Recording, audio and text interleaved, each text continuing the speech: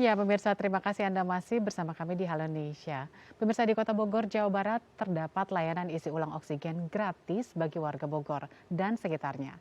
Layanan isi ulang oksigen gratis ini diinisiasi oleh Gerakan Anak Negeri yang peduli terhadap kelangkaan oksigen di tengah lonjakan kasus COVID-19. Melihat kelangkaan oksigen yang terjadi akibat peningkatan kasus COVID-19, membuat sekelompok warga Kota Bogor membentuk gerakan bernama Gerakan Anak Negeri. Sejak 7 Juli 2021 lalu, gerakan ini aktif membantu dan menyediakan layanan pengisian oksigen gratis bagi rumah sakit yang menangani pasien COVID-19, sekaligus bagi pasien yang melakukan isolasi mandiri di rumah. Setiap hari, sang inisiator Hazairin Sitepu melayani 100 warga yang datang untuk mengisi ulang tabung oksigen. Untuk mendapatkan isi ulang tabung oksigen secara gratis, Hazairin hanya meminta bukti fotokopi kartu tanda penduduk warga.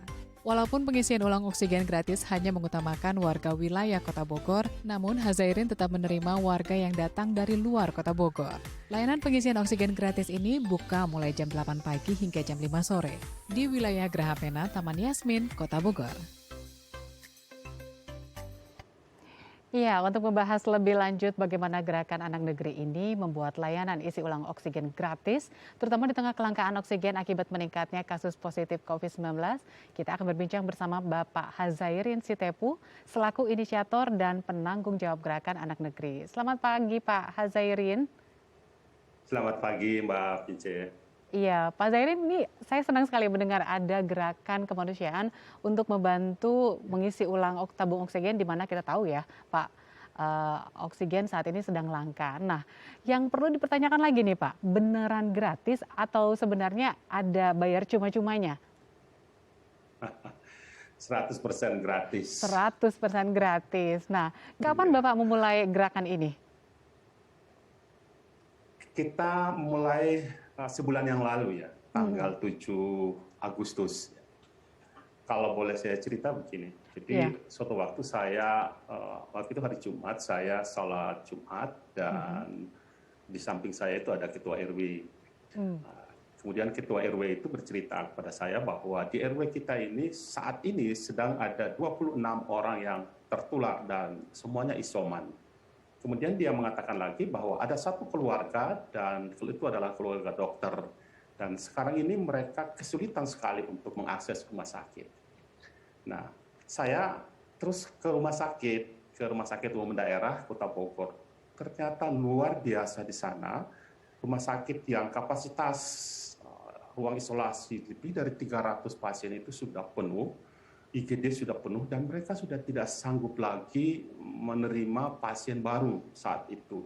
Pertama karena ruangan sudah penuh dan yang kedua adalah memang kesulitan oksigen.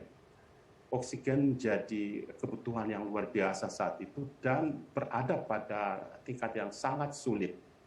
Nah, saya tanya lagi ke wali kota, bagaimana kondisi penurunan COVID di Kota Bogor. Dia serta-merta mengatakan begini Bang, saat ini ada lebih dari 6.000 orang yang isoman. Jadi ada lebih dari 6.000 orang yang isolasi mandiri. Itu mereka di rumah mereka masing-masing. Nah, saat itu puncak-puncaknya, di depan kantor saya itu ambulan lalu lalang luar biasa, siang, malam, dan seterusnya. Terus saya bilang sama teman-teman, apa yang bisa kita lakukan? Kira-kira apa yang bisa kita lakukan? Nah, oksigen ini bagaimana kita bisa mendapatkan oksigen? Saya kemudian survei, mengajak beberapa teman, ayo coba Anda survei kemana, saya survei kemana, kira-kira kita bisa dapat suplai oksigen atau tidak.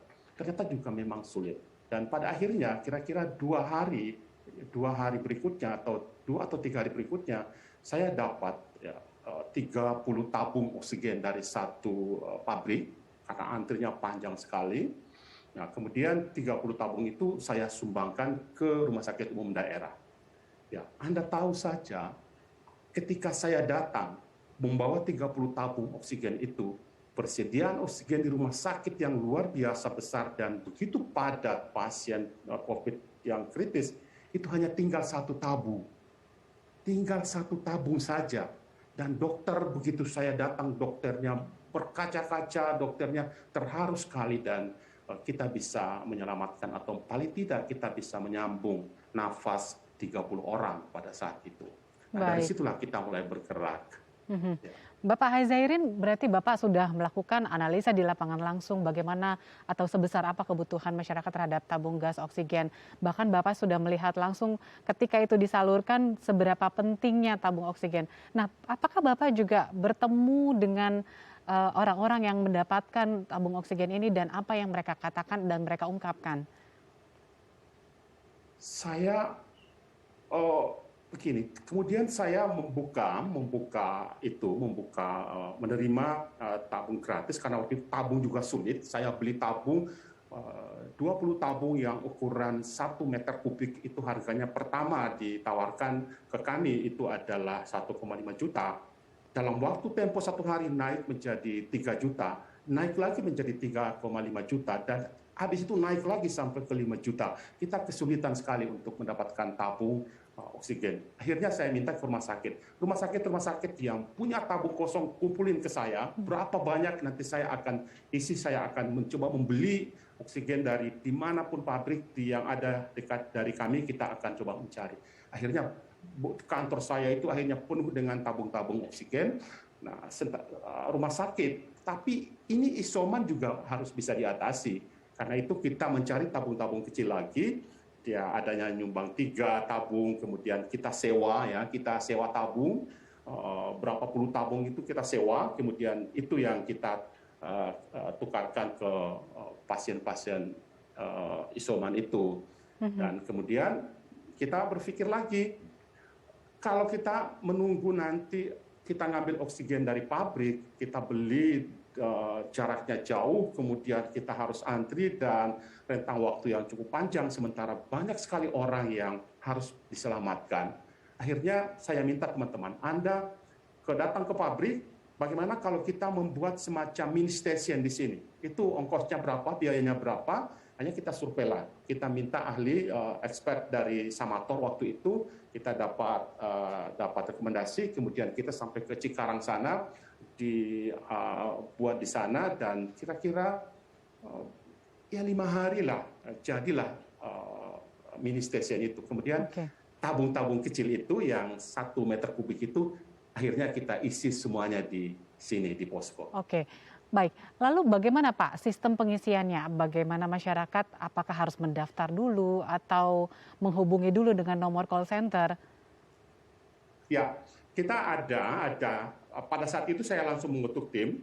Tiba-tiba kita punya tim kira-kira ada 30 orang, dan ada juga yang melayani permintaan, dan kita expose di media-media sosial, dan luar biasa permintaan itu tidak hanya dari Bogor kota kabupaten, tidak hanya Jakarta, tidak hanya Tangerang, tidak hanya Depok, tapi dari seluruh Indonesia.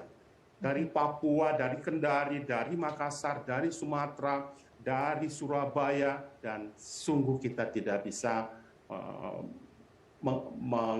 melayani semua itu. Pertama karena rentang kendali kita terlalu jauh, ya. Dan mereka daftar saja datang sini, antri di sini, karena kita punya stesen sendiri. 1 tabung itu bisa terisi dalam tempo kira-kira 5 menit. Dan kalau dia pertama datang, dia tunggu kira-kira 10 menit dengan pendaftaran dan seterusnya, ya itu sudah bisa pulang, ya, membawa tabung berisi oksigen. Ya, Pak Hairzairin, kalau bisa diceritakan bagaimana mengumpulkan donasi dan akhirnya bisa membeli tabung dan bisa membuka tempat pengisian ulang mini untuk isi ulang tabung oksigen? Awal kita jalan dengan apa yang kita punya.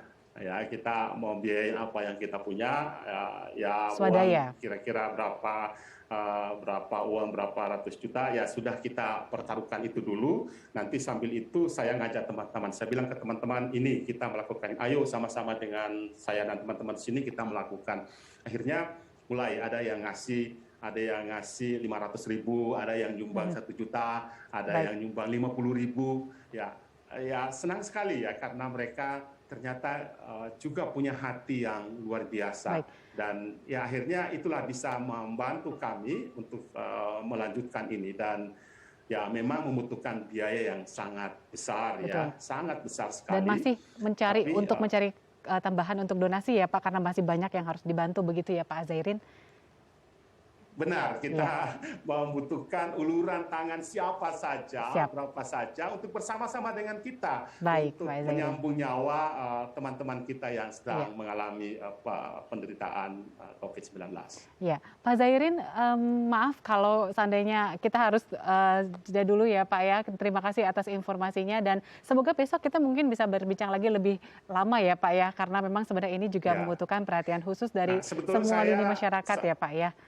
Kalau boleh saya nyambung sedikit, sampai hari ini kita sudah melayani atau memberikan pertolongan kepada atau 2.772 kali pertolongan yang sudah kita berikan. 2.772 ya Pak ya. 72 pertolongan yang Oke. sudah kita berikan itu ke rumah Siap. sakit dan ke pasien-pasien langsung. Oke, baik Pak. Terima kasih Pak Hazairin atas ceritanya dan semoga ini juga banyak masyarakat yang menonton dan akhirnya ikut berdonasi ya Pak ya. Sehat terus untuk Pak Terima Hazairin kasih. dan keluarga ya Terima Pak. kasih Mbak Vincent dan Dai TV. Ya. Sukses selalu. Pemirsa jangan kemana-mana, usai jeda kami akan menyajikan informasi lain, tetap bersama kami di Halo Indonesia.